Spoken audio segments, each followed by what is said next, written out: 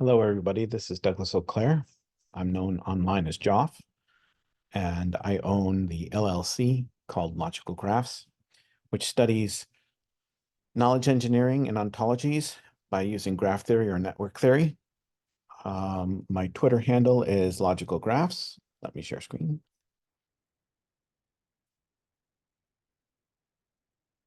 And you can find a lot of my information, particularly concerning cryptocurrency, by going to my online profile and selecting my blog, which brings you to the crypto page. Great. I'm going to go create a series of videos, this being the first one, around arbitration. What is arbitration? Arbitration is taking a single asset, let's say, for example, Luna, doing a series of trades, including just one transaction back and forth, and ending up with Luna. Why do I like arbitration?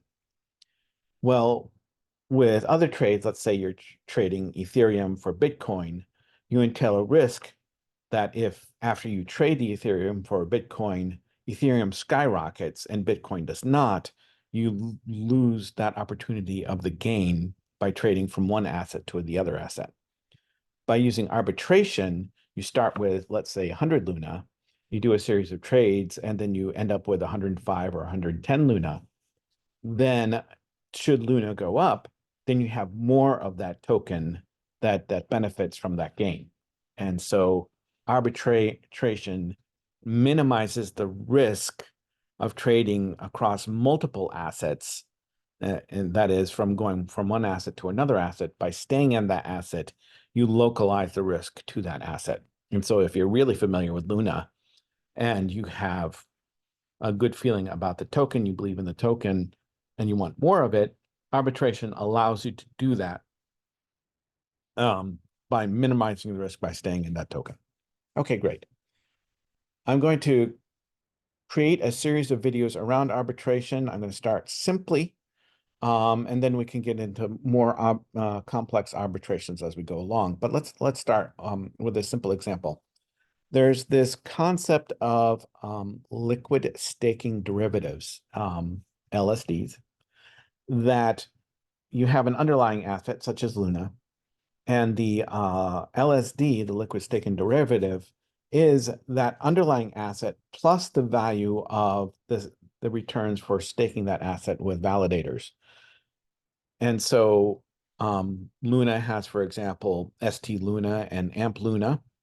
And so these liquid staking derivatives allow you to stake your asset, such as Luna, yet still capture that you have the liquidity of that stake and the yields from that stake liquidity, and you can trade with that liquid staked asset.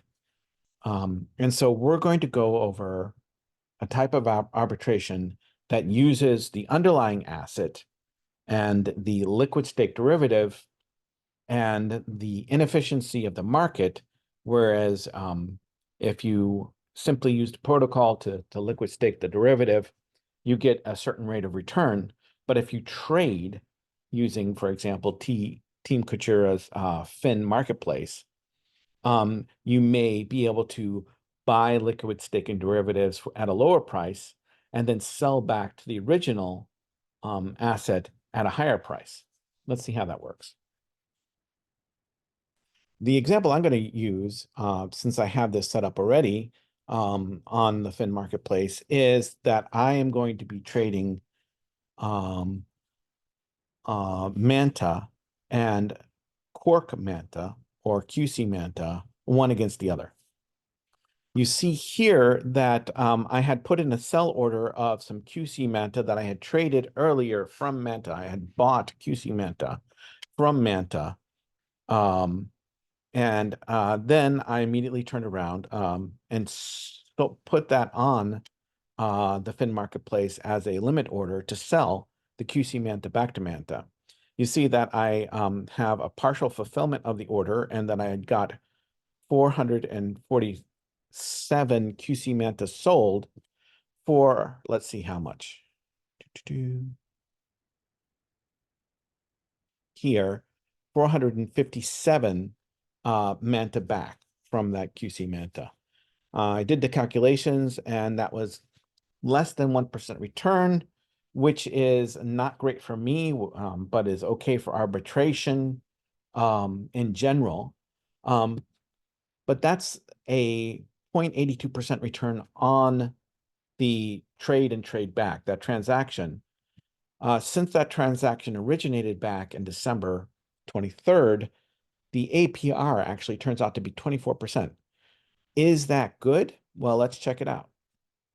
If we go to the Quark protocol, we see that qcMNTA is earning 14.54%. So that if I'd simply held on to qcMNTA, I'd be gaining returns on the token at 14%, which is great. But since I'm arbitrating MNTA by using qcMNTA, I'm actually making 24%, almost 25%, which is 10% better than the Quark protocol is getting currently. So by actively participating in the marketplace, I am doing 10% better than by passively holding on to the liquid state derivative. Holding on to the liquid state derivative is a perfectly viable strategy, and I am also using that strategy. I have liquid state derivatives that I simply hold. But I'm taking more active participation in this particular wallet and getting better returns from it. How do I do that? Okay. Okay, let's go back to Team Kujira Fin. You see that I have 456 MNTA available. So what I do is I examine the order book, which is here, qcMNTA order book on Team Kujira Fin. And what I do is I front run a large bid of MNTA trying to buy qcMNTA at 1.008991. Is that a good price? Well, you go to the protocol and see what the current exchange rate is. And the current exchange rate is 1.022492. So since I'm buying at 1.0089, I am getting a better price by buying on the open market than by using the protocol to convert MNTA into qcMNTA. This is important. I'm buying at a lower price than the offered price by the protocol. So let's put in that order. So I bid all my available MNTA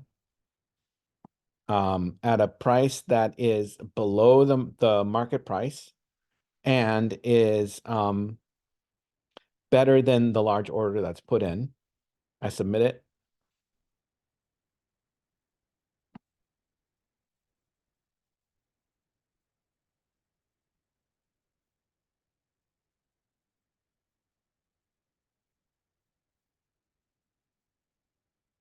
The order is submitted, and here's my order. Boom. So when somebody goes to, for example, the MNTA DAO to buy qcMNTA using MNTA, they're going to hit this order book. The best price available is at 1.008911, which includes somebody else's order and my order. That order is going to be fulfilled. When that order gets fulfilled, I'll have qcMNTA. Let's go on the qcMNTA side. I'm going to cancel my qcMNTA sell order to show you how I do it on the sell side.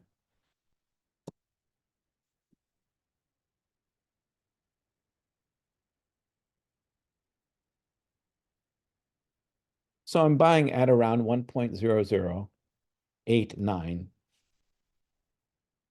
or 1.009. All right, now I examine the sell side of the order book, and I see prices around 102.9 and 102.2. Okay, 102.09 and 102.2. A large order here of 140,000 qcMNTA, which is great for the seller here. And they're selling at around the protocol price. The protocol price is 1022492. And this person is asking at 1022492. Boom. So I'm going to undersell this person by just a slight amount for all my qcMNTA. But here's the thing. I bought it at 1008. So I'm selling it at 1022, meaning that I'm making around 25% APR, even though I'm selling below the marketplace value. Because I bought it way lower than marketplace, I can even sell it just below marketplace value, marketplace being what the Quark protocol is offering it at, and I can still make a profit. This may sound really strange to you, but if I had bought, and I had bought Kuji at 44 cents, it's now currently trading at about $4.90. If I sell my Kuji that I bought for 44 cents for $4.80, somebody's going to walk away happy from that because they're buying Kuji under the marketplace, but I'm selling at 10 times of what I bought it for. So if I had put in $1,000 worth of liquidity and sold that below marketplace, I'm still making $10,000 or $9,000 profit there. So it matters somewhat what the marketplace is doing, but it matters much more what you bought your asset at and what you're selling your asset at. And this is the beauty of trading in general, and this kind of arbitration in particular. With this particular kind of arbitration, you are pivoting around the marketplace or the exchange rate between qcMNTA and MNTA.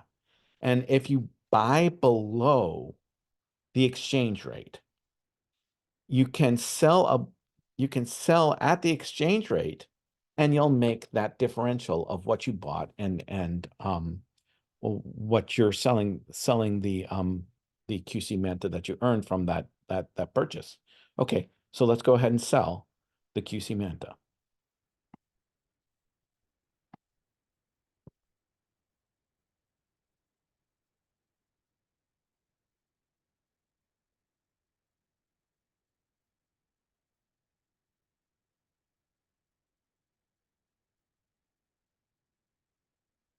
So there's going to be someone who comes along and says, I want to buy qcMNTA with my MNTA. They go on to the MNTA DAO and place a swap. They go to this order book on Team Kujira, and 1,500 of it is going to be sold to them before it reaches my order.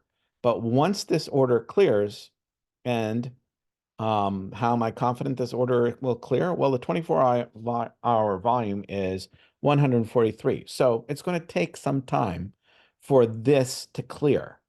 But when it eventually does, I'm going to be making the differential between this price here and this price here. And that differential is 2%. But if I'm doing that in less than 14 days, then I am doing better than simply going to the protocol, destaking, and then waiting the necessary amount of time that it takes to destake. And the necessary amount of time that it takes to destake is 21 days. So if I do the sale in less than 21 days, I'm doing better than going to the protocol. And I usually do better than waiting that amount of time for a sale on Team Kujira Fin. Okay, so that's simple arbitration. Simple arbitration on the liquid staking derivative boards in Team Kujira Fin.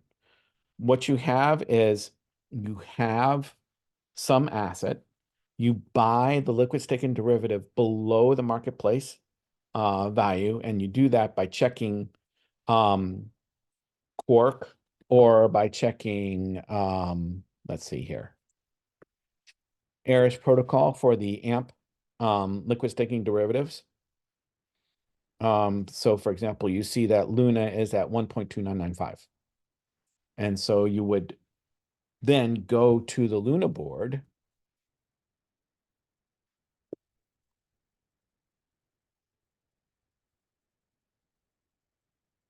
and you could make an offer. So you could buy at 1.2404 with your Luna, and you would be buying below the market price. And you see that the selling prices are at around 1.8. So when somebody comes to this board, either via the MNTA swap or on Team Kujira Fen, they're going to see prices here. And so they're going to purchase at 1.8 something. The differential between these two here is around 30%. So if this board had the activity, which it does not, but if this board had the activity of volume being traded, bought, and sold, you could be making 30% by simply buying, waiting for that order to fill, selling what you claimed, and make 30% that way.